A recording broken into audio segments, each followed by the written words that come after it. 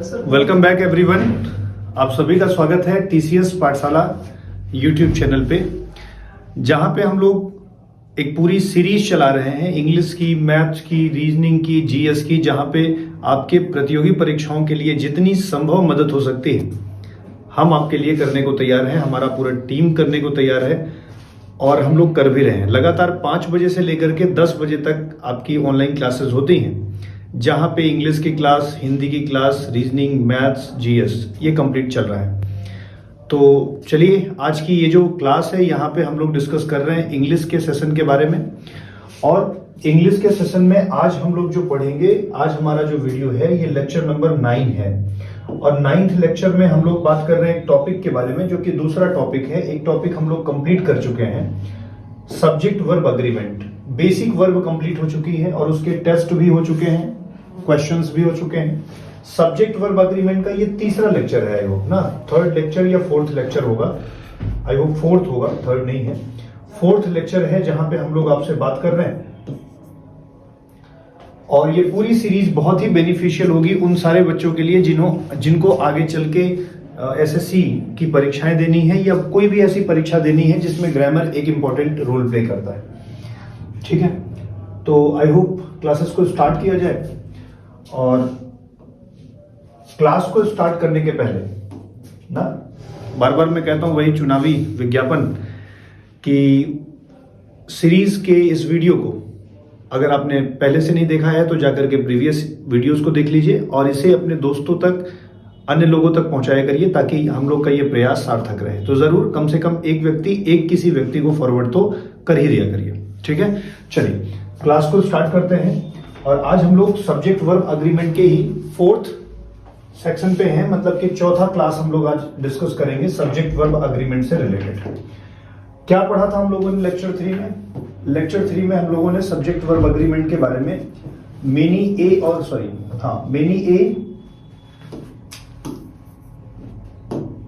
A number of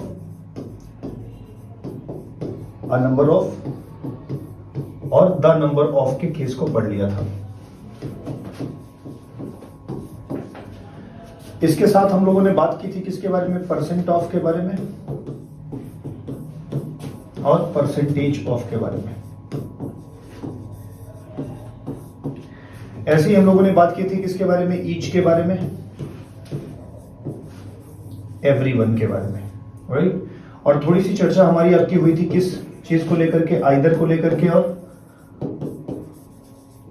neither को लेकर के। ठीक है, तो ये इतनी बातें थी जो हम लोगों ने लेक्चर 3 में कंप्लीट किया हुआ था, इसमें मतलब कि सब्जेक्ट वर्ब और अग्रीमेंट के बारे में। आज हम लोग यहीं से इसके आगे की कहानी स्टार्ट करेंगे।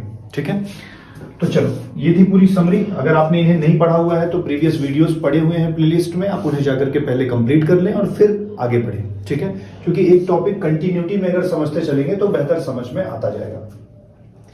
आज की क्लास स्टार्ट करते हैं एक नए टॉपिक के साथ, और वो टॉपिक है, टॉपिक क्या, कॉन्सेप्ट है, और वो कॉन्सेप्ट जो जुड़ा हुआ है वो है मेनी या मेनी ए या एन को लेकर के। तो पहला कॉन्सेप्ट जो हम लोग डिस्कस करेंगे किसके बारे में? मेनी ए और मेनी एन या केवल मेनी के बारे में। तो इससे पहले कि इन चीजों पे चर्चा हो, कुछ एक बातें आप समझ के रखिए कि मेनी के ही पैरेलल कुछ वर्ड चलेंगे। जैसे कि मेनी जिधर समझेंगे वैसे ही एक वर्ड समझेंगे रादर, और वैसे ही एक वर्ड समझेंगे सच।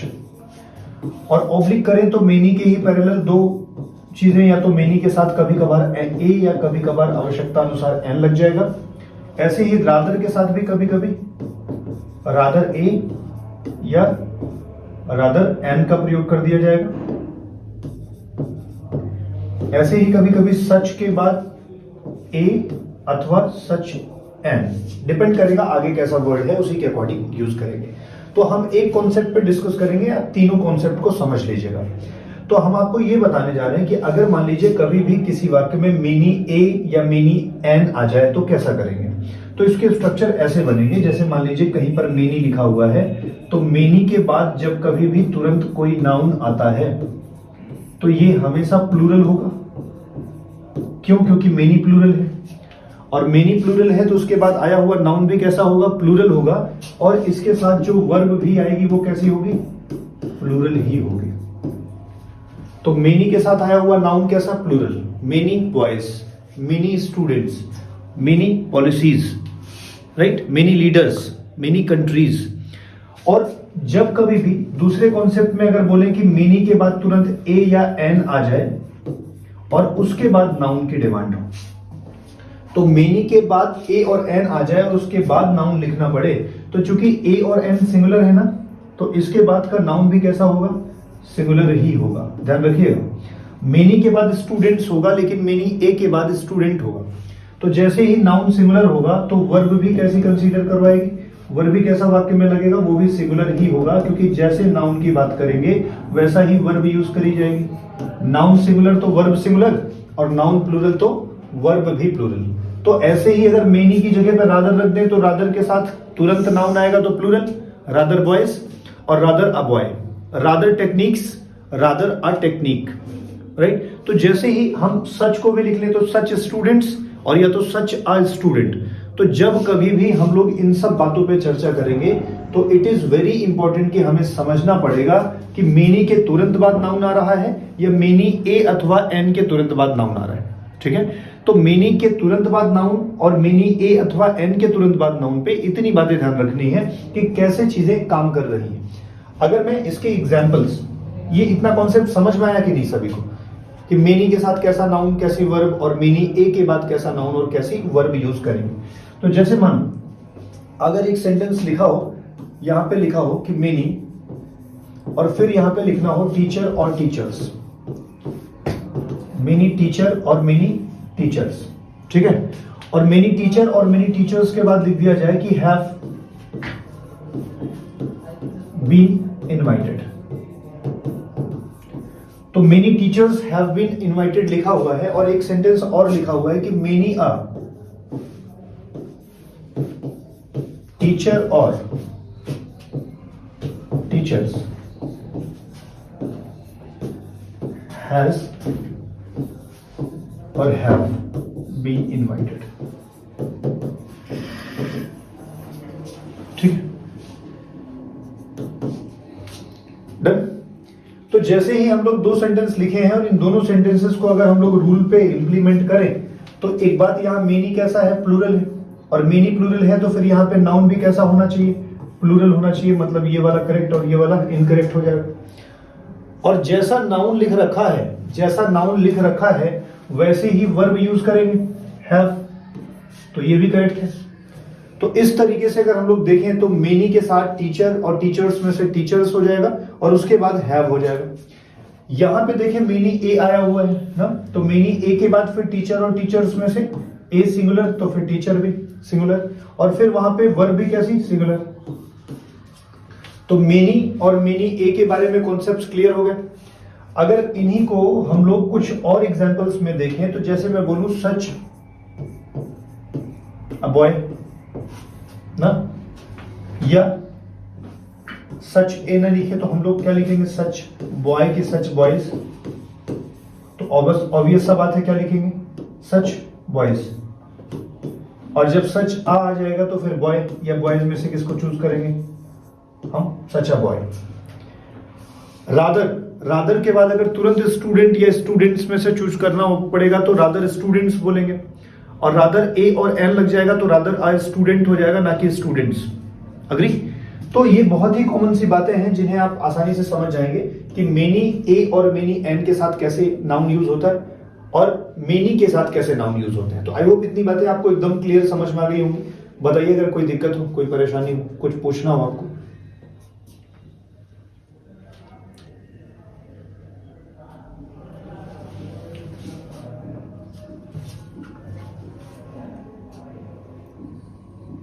ठीक है, तो चलिए एक कॉन्सेप्ट क्लियर हो गया। अब हम लोग दूसरे नए कॉन्सेप्ट पे बात करते हैं। तो मेनी के बारे में जब पढ़ लिया तो मेनी के बाद अब हमारे पास एक और कॉन्सेप्ट आता है जिसे मुझे आपको समझाना है। जैसे मानिए कहीं पर एक कोई प्रेपोजिशन लिखा हो, कहीं पर कोई एक प्रेपोजिशन लिखा हो और प्रेपोजिशन से दो नाउन कनेक्टेड हो, ये भी नाउन है और ये भी नाउन है। तो जब कभी किसी प्रेपोजिशन से दो नाउन कनेक्टेड हो, और वेरी इंपॉर्टेंट बात यह है कि ये दोनों नाउन कैसे हो, सिमिलर हो, मतलब एक ही हो।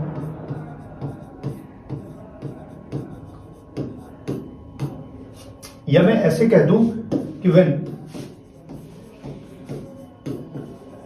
To same nouns are connected by या are connected with a preposition,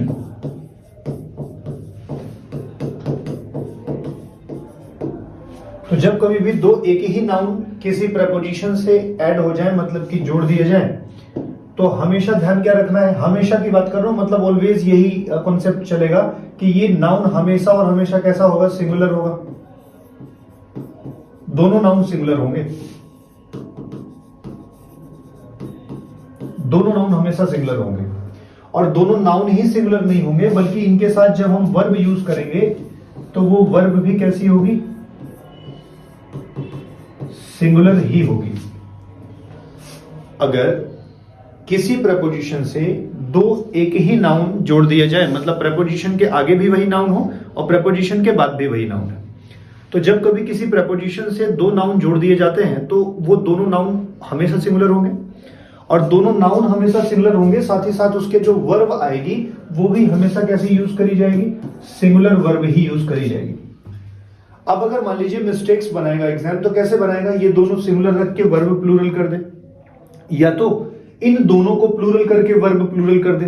तो समझो बात को, मैंने कहा ना हमेशा कैसा होगा, हमेशा ये सिंगुलर ही रहेगा, कभी भी प्लूरल नहीं होगा। और अगर प्लूरल आता है तो एरर यहीं पे है। फिर मतलब कि एग्जाम्पल के साथ अगर समझें तो हम ये कहना चाह रहे थे कि मान लीजिए कोई एक सेंटेंस लिखा है, जैसे मैं लिख दूं कि city after city, city after city were destroyed by Mughals, right. अगर मान लीजिए लिखा हुआ है सिटी आफ्टर सिटी वॉज या वर डिस्ट्रॉयड बाय मुगल्स, तो यहां पे देखो सिटी कैसा नाउन, सिंगुलर है, और ये भी सिटी कैसा नाउन, सिंगुलर नाउन है, और आफ्टर क्या है, एक प्रेपोजिशन है।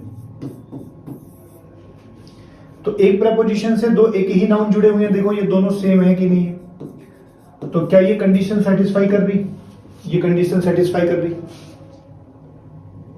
और जब ये कंडीशन सेटिस्फाई कर रही है तो इसके साथ वर्ब भी कैसी लगनी चाहिए, सिंगुलर होनी चाहिए थी ना, वॉज होना चाहिए था। एक तो मिस्टेक ऐसी आ सकती है वर्ब की मिस्टेक। एक ऐसा क्वेश्चन बना सकता है,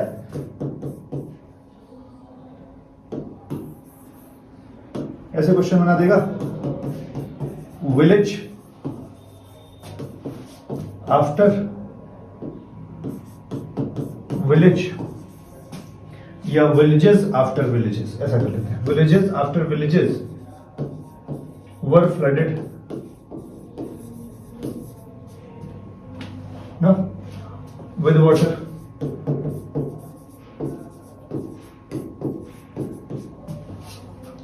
तो इसका मतलब है विलेजेस आफ्टर विलेजेस, फिर वही कहानी समझो, आफ्टर एक प्रेपोजिशन है और प्रेपोजिशन के पहले भी विलेज और प्रेपोजिशन के बाद भी विलेज।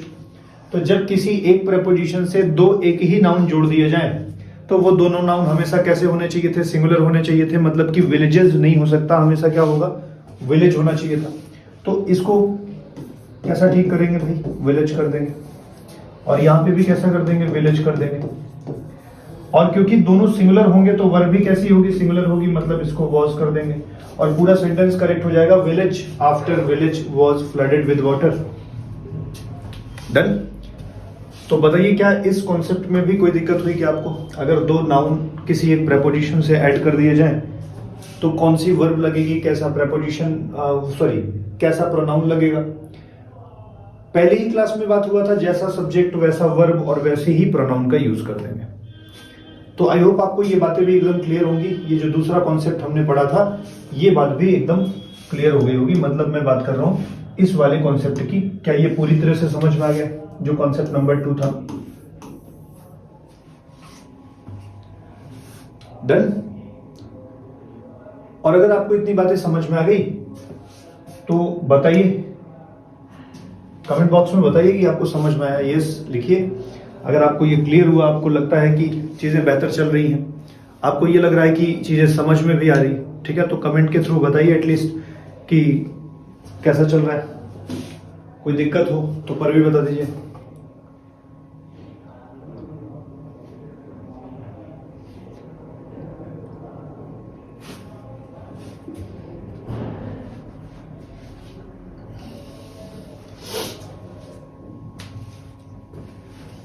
डन, ठीक है। अगर कोई समस्या नहीं है तो फिर आगे बढ़ते हैं।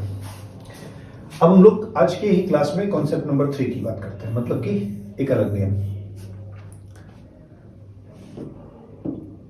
क्या है इसमें ये समझिए। हम बात करने जा रहे हैं आपसे आइदर और के बारे में, नाइदर और नॉर के बारे में, या तो केवल और के बारे में और या तो केवल नॉर के बारे में, या तो एक वर्ड और होता है जिसे बोलते हैं नॉट ओनली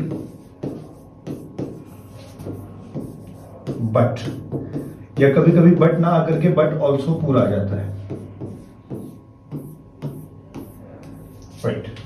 तो हम इन स्ट्रक्चर के बारे में अभी आपसे डिस्कशन करने जा रहे हैं। कभी कभी क्या होता है कि आइदर के बाद सब्जेक्ट एक लिखा होता है और के बाद सब्जेक्ट एक और लिखा होता है दूसरा।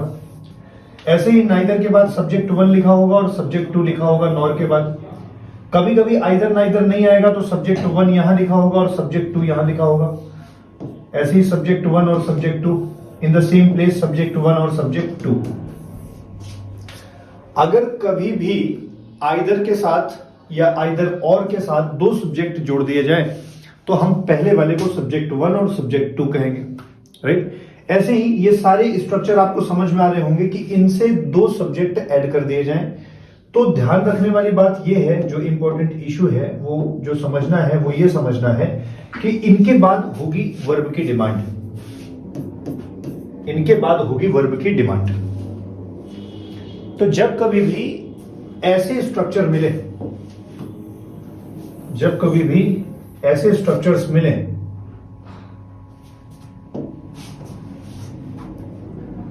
तो वर्ब जो होगी वो हमेशा क्लोसेस्ट सब्जेक्ट के अनुसार होती है। क्लोसेस्ट मतलब उसके जो सबसे नजदीक है। अच्छा ये वर्ब है तो वर्ब के सबसे नजदीक कौन सा सब्जेक्ट हुआ? ये वाला सब्जेक्ट 2। अग्री? तो या तो ऐसे रट लो कि जब कभी भी दो सब्जेक्ट आइदर और नाइदर नॉर और नॉर या not only but also say जुड़े हों तो जैसा सेकेंड सब्जेक्ट होगा वैसी ही वर्ब होगी। अगर सेकेंड वाला सब्जेक्ट सिंगुलर होगा तो वर्ब भी कैसी? सिंगुलर होगी। सेकेंड वाला सब्जेक्ट प्लूरल होगा तो वर्ब भी कैसी होगी? प्लूरल हो जाएगी। ठीक है, समझ में आ रहा है कि नहीं आ रहा है? मैं एग्जांपल्स देता हूं, आपको और चीजें क्लियर होंगी। जैसे मैं कहूं कि यहां पे लिखा हुआ है कि आइदर शी और आई इज और एम और आर टू टेक पार्ट।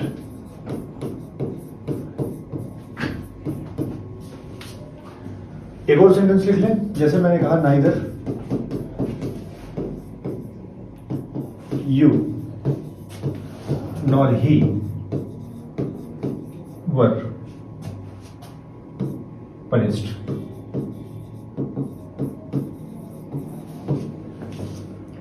एक और सेंटेंस लिख लें कि he nor I, he or I has to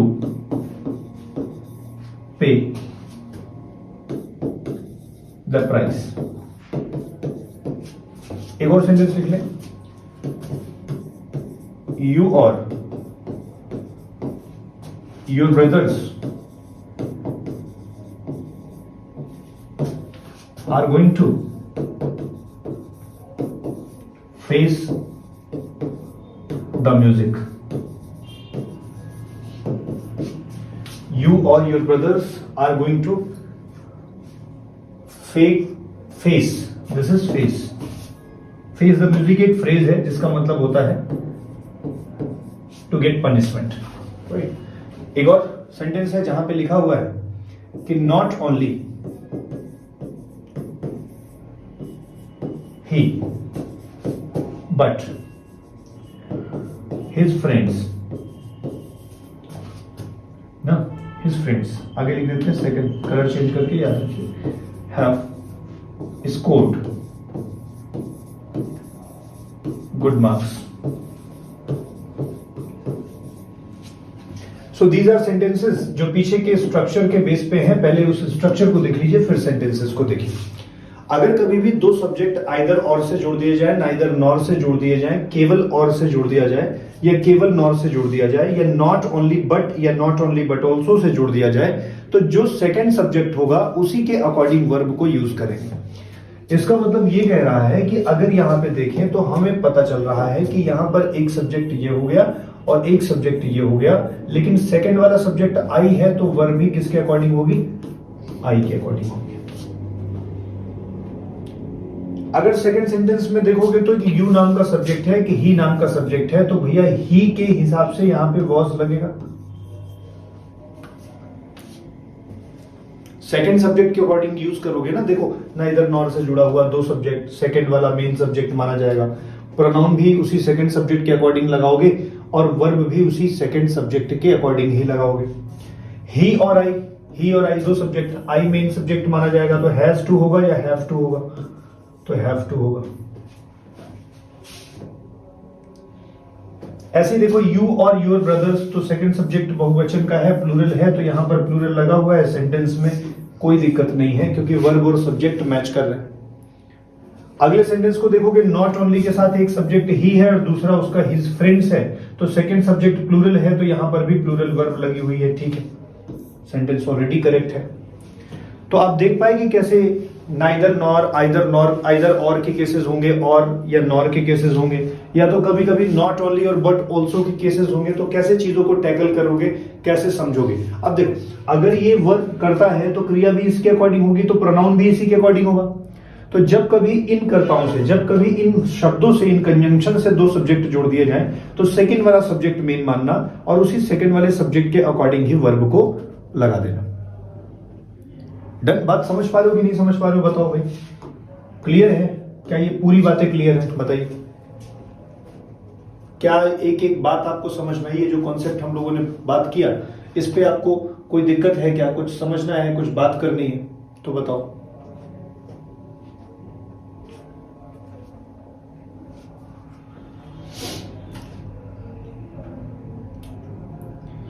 चलो गुड। अभी देखो, जैसे मानो यहां पर एक सेंटेंस में लिख दूं,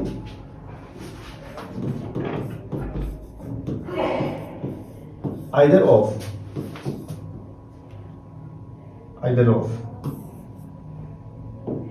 the both, either of the both friends, either of the both friends has और हैव मनी। एक सेंटेंस है,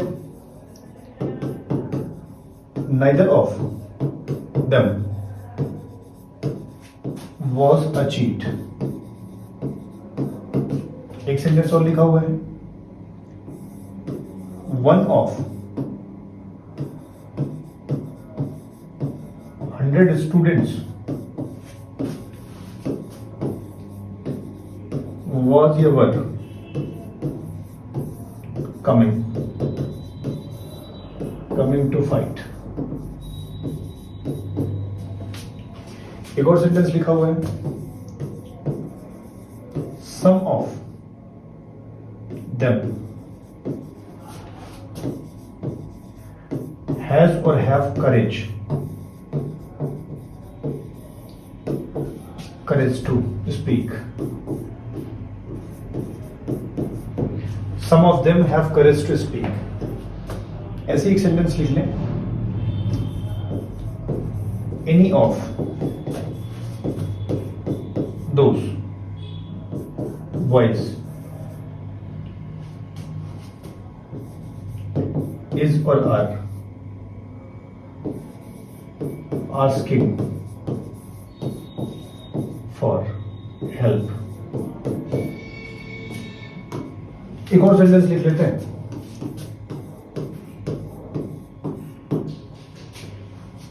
None of them can visit here.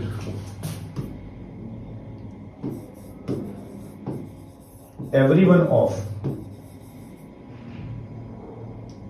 of them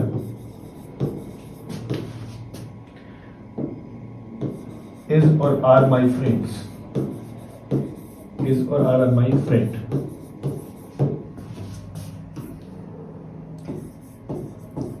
Each of 20 students is an honest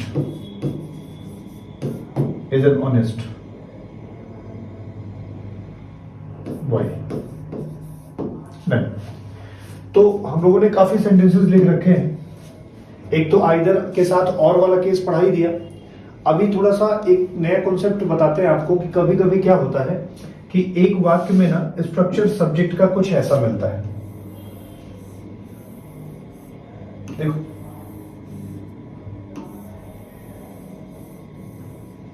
ना देख रहे हो, तो सब्जेक्ट का structure कैसा मिल रहा है। देखो मैं क्या समझाने की कोशिश कर रहा हूं, समझोगे। मैं कर रहा हूं, कभी कभी क्या होता है सब्जेक्ट के पार्ट में ना ऑफ लिखा होता है, ऑफ के पहले कुछ लिखा होता है, ऑफ के बाद नाउन लिखा होता है। तो अब जैसे 1 of, 2 of, 3 of, 5 of, actually बच्चों ये ना सिलेक्शन का केस होता है। ये केस किसका होता है? सिलेक्शन का। जैसे मैं बोलूं कि उनमें से एक मतलब अगर एक को निकालना है तो उनकी संख्या एक से ज्यादा होगी तभी तो निकाल पाएंगे। जैसे उनमें से कुछ, तो कुछ अगर निकालेंगे तो उनकी संख्या ज्यादा ही तो होगी, तभी तो उनमें से कुछ को निकाला जा सकता है। तो जैसे अगर लिख दिया जाए 1 ऑफ, तो 1 ऑफ अगर मैं यहां पे लिख दूं बॉय या बॉयज, तो आप खुद भी समझ पा रहे होंगे कि संख्या बॉयज की ज्यादा होगी तभी तो 1 को सिलेक्ट कर पाएंगे। तो यहां से एक बात बनी कि जब कभी भी ऑफ के बाद नाउन आए और वो भी कैसा? काउंटेबल, तो हमेशा और हमेशा कैसा होगा? प्लूरल, बहुवचन में। आपको कि सर काउंटेबल क्यों लिख रहे हो? क्योंकि भाई अनकाउंटेबल तो प्लूरल होता ही नहीं है ना, नहीं बन पाता है वो, तो अनकाउंटेबल तो वैसा ही रह जाएगा। मच ऑफ वाटर, तो वाटर वैसे ही रह जाएगा। लेकिन अगर हम काउंटेबल की बात करेंगे तो ऑफ के बाद ऐसा स्ट्रक्चर कर्ता का बनेगा, तो ऑफ के बाद जब सिलेक्शन का केस होता है तो नाउन हमेशा कैसा? प्लूरल। हमेशा ध्यान रखोगे कि इस सिलेक्शन के केस में नाउन कैसा होगा? हमेशा और हमेशा प्लूरल होगा। लेकिन जब हम इसकी वर्ब की बात करेंगे तो वर्ब हमेशा ऑफ के पहले वाले के अकॉर्डिंग होगा। ऑफ के पहले अगर सिंगुलर है तो सिंगुलर वर्ब लगा देंगे, ऑफ के पहले अगर प्लूरल है तो प्लूरल वर्ब लगा देंगे। ठीक है, फिर से ध्यान दो, ऑफ प्लस नाउन का स्ट्रक्चर कर्ता में आए तो ऑफ के बाद अगर नाउन काउंटेबल होगा तो बहुवचन, लेकिन वर्ब ऑफ के पहले वाले के अनुसार होगी। ठीक है, चलो कुछ सेंटेंसेस देखते हैं, खुद ही समझ में आएगा। जैसे यहां पे देखो either of the both friends, तो यहां तक करता है। अब क्रिया जो होगी वो किसके हिसाब से? ऑफ के पहले, आइदर के हिसाब से। क्रिया तो आइदर के हिसाब से होगी ना। और each, every, either, neither, one, ये सारे के सारे सिंगुलर कर्ता माने जाते हैं। सब्जेक्ट कैसे माने जाते हैं? सिंगुलर। तो ईच अगर सिंगुलर है या आइदर सिंगुलर है तो क्रिया भी कैसी? सिंगुलर वाली। ऐसे देखो यहां नाइदर है तो नाइदर भी सिंगुलर है तो उसके साथ वॉज। सही है। 1 ऑफ 100 स्टूडेंट्स, भले ही 100 बच्चा है लेकिन बात तो 1 की हो रही ना, तो 1 के हिसाब से बताओ कौन सा? तो बोलोगे वॉज, वर नहीं होगा। अगर ऐसे ही देखो सम ऑफ देम, तो सम तो प्लूरल है। सम हो गया, मेनी हो गया, फ्यू हो गया, 2 हो गया, 3 हो गया, 5 हो गया, 9 हो गया, ये सारे प्लूरल है, मतलब एक से ज्यादा जो शो करेंगे। तो सम प्लूरल है ना, तो सम प्लूरल है तो वर्ब कैसी? प्लूरल। सिंगुलर वाली गलत हो जाएगी। ऐसे ही एनी सिंगुलर है, आइदर का any, neither, none, each, every. ठीक है, एनी सिंगुलर है तो एनी के साथ क्रिया भी कैसी? सिंगुलर। सारी बातें की थी हम लोगों ने फर्स्ट लेक्चर में कि कौन सिंगुलर होता है और कौन सा कर्ता जो होता है वो प्लूरल होता है। इसको भी खुद ही देख लो आसानी से। नन ऑफ के साथ कैन तो सिंगुलर प्लूरल दोनों में यूज हो जाता है, कोई दिक्कत नहीं। एवरीवन है, एवरीवन सिंगुलर है तो क्रिया कैसी सिंगुलर वाली। ईच सिंगुलर है तो ईच के बाद कर्ता नाउन तो बहुवचन लेकिन क्रिया कैसी एक वचन की। तो इस तरीके से आपने आसानी से यह भी बात सीख ली कि आइदर आएगा आइदर और के साथ तो कैसे यूज करेंगे, और जब कभी भी आइदर ऑफ आएगा तो कैसे यूज करेंगे। बताइए कोई दिक्कत कोई परेशानी अगर इसमें हो तो मुझे बताइए जल्दी से।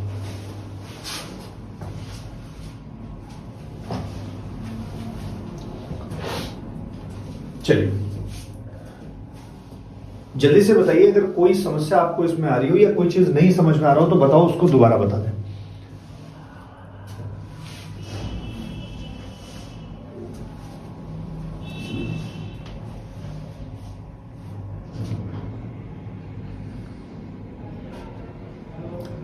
डन, समझ में आ गया।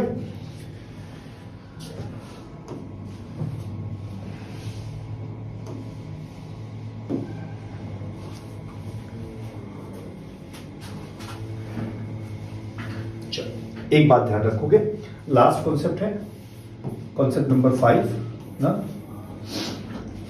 जैसे कभी कभी किसी वाक्य में सब्जेक्ट वन देखते होगे। देखो वन जो है वो दो तरह का काम करता है। वन एडजेक्टिव भी बनता है, वन जो है वो एडजेक्टिव भी बनता है, वन प्रोनाउन भी बनता है, कर्ता भी बनता है। तो जब ये प्रोनाउन होगा तो सब्जेक्ट की तरह काम करेगा, और जब ये एडजेक्टिव होगा तो नाउन के पहले यूज किया जाएगा। One student, one pen, one strategy ना। तो वन के बाद जब नाउन लिखा रहे तो ये एडजेक्टिव है, लेकिन जब वन के बाद क्रिया लिख दी जाए, वर्ब लिख दी जाए तो ये प्रोनाउन हो जाता है। तो जैसे कई बार आपने सेंटेंस देखा होगा, ऐसे लिखा होगा one should do his work, one should do his work, ऐसे वाक्य लिखा मिलता होगा। तो वन के बाद तुरंत क्या लिखा हुआ है, शुड लिखा हुआ है ना। तो वन के बाद शुड लिखा है तो ये वर्ब है तो ये फिर प्रोनाउन हो जाएगा।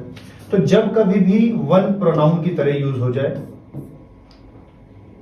और उसके बाद वर्ब आ जाए, तो जब कभी किसी वाक्य का सब्जेक्ट वन बनता है ना बच्चों, तो पहली बात तो ये सिंगुलर होगा, इसलिए वर्ब तो सिंगुलर लेगा ही। लेकिन जब कभी भी वन सब्जेक्ट बन जाए तो वन का सब्जेक्ट बनने के कारण बीच में जितने भी प्रोनाउन आएंगे वो वन से रिलेटेड होंगे। जैसे वन का प्रोनाउन वंस, वन का प्रोनाउन वन सेल्फ रिफ्लेक्सिव में। तो अगर मान लीजिए वन करता है तो फिर बीच में जो भी प्रोनाउन आएंगे वो वन से रिलेटेड होंगे। जैसे यहां वन के साथ हिज आ गया ना, ये गलत है। अगर कर्ता वन है तो फिर यहां पर हिज की जगह पे फिर वंस लगेगा। एक और सेंटेंस को समझिए, मैं ये कह रहा था कि अगर लिखा हो वन हिमसेल्फ, तो अगर लिखा हुआ है वन हिमसेल्फ तो भैया जब कर्ता वन है तो यहां हिमसेल्फ नहीं बल्कि वन सेल्फ आएगा। जैसे लिखा हो one himself can do this, तो अगर किसी वाक्य का कर्ता वन है तो उसमें जितने भी प्रोनाउन आएंगे ना वो वन से रिलेटेड आएंगे। हिज, हर, देम, देयर, ये सब कुछ भी लग जाएगा तो गलत हो जाएगा। तो जैसे ही वन यहां पे है तो उसके लिए वन सेल्फ, और ऐसे ही जैसे सेंटेंस होता है कि one should do his duty, तो ये भी सेंटेंस गलत हो जाता है, क्योंकि जब कर्ता वन हो गया, जब किसी वाक्य का सब्जेक्ट वन हो गया तो फिर उसके लिए प्रोनाउन भी वन से रिलेटेड ही होना चाहिए, वंस होना चाहिए। अगर एक सेंटेंस और लिख दें, यहां पे देख लीजिए, जैसे मैंने कहा कि वन कैन कन्विंस हिमसेल्फ, फिर सेंटेंस में एरर आ गई, क्योंकि वन जब कर्ता बनेगा तो हिमसेल्फ नहीं होगा बल्कि वन से जुड़ा हुआ होगा, और वन से जुड़ा हुआ होगा तो वन सेल्फ हो जाएगा। तो one can convince one self तो हो सकता है, लेकिन one can convince himself, her self, them self, ऐसा कुछ भी नहीं होगा। यदि किसी वाक्य का सब्जेक्ट वन बन जाएगा तो पूरे वाक्य में वन से ही रिलेटेड प्रोनाउन यूज किया जाएगा। ठीक है, तो अभी सब्जेक्ट वर्ब अग्रीमेंट का आज लास्ट लेक्चर नहीं है, कल के दिन हम लोग लास्ट लेक्चर में पढ़ेंगे one self subject verb agreement के जितने भी बचे हुए कॉन्सेप्ट हैं। कैसा लगा आपको क्लास करने के बाद? आपको चीजें समझ में आई? कैसा लगा? बेहतर लगा तो और लोगों को बताइए, और कमेंट में जरूर बताइए कि आपको कैसा लगा ये क्लास। ठीक है, कल मिलते हैं सेम टाइम प्रतिदिन शाम को 5 बजे। Thank you very much.